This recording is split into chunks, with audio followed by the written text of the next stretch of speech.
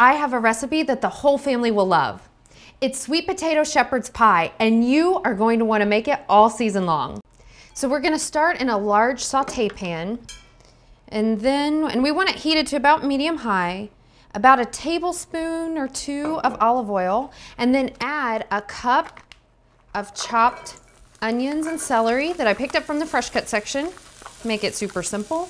And then right now we're going to add our ground beef, and I've got lean ground beef here, about 1.5 pounds. And we're going to saute this on medium high until the meat is brown.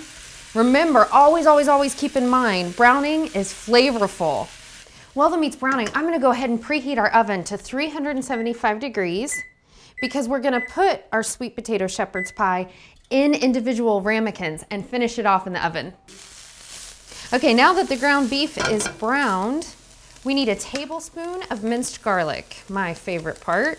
We add the garlic in after everything's been browned because if you cook garlic too long, it tastes bitter. Just let it get fragrant, which takes about 1 minute, and then you can begin adding and layering in the rest of your ingredients. So the next thing we need is some dried thyme, and then some salt, and some fresh ground black pepper. And now for about a tablespoon of Worcestershire sauce.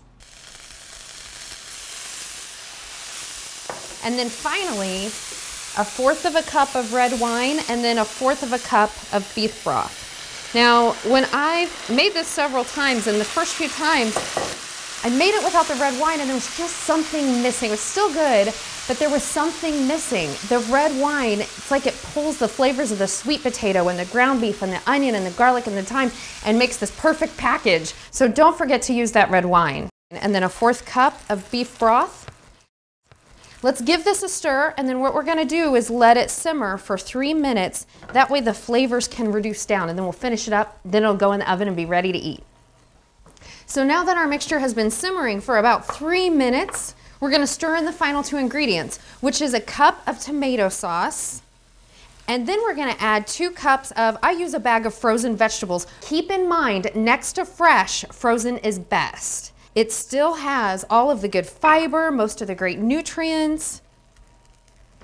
Okay, so we turn off the heat, and then we'll get this scooped up into individual bowls. This is also a great recipe to use leftover vegetables in. As much as I can, I do not like to waste good food. And then the final thing that we do is top these with mashed sweet potatoes. I like to just take them after they have been either roasted, or sometimes I'll boil them, and then I mix them with a little bit of salt and some coconut oil or butter. So these will go into our preheated oven for 20 to 30 minutes, just until they're really hot throughout. Our sweet potato shepherd's pie just came out of the oven, so it's piping hot. Take a look at that. It's like autumn in a ramekin. I love this recipe. And then the final thing I like to do is top it with some fresh parsley.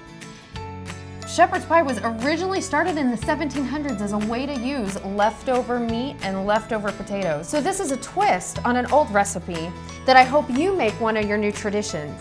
It's deep, it's rich, it's flavorful, and now you know my favorite autumn recipe. For this recipe and many more, visit Jewel-Osco.com.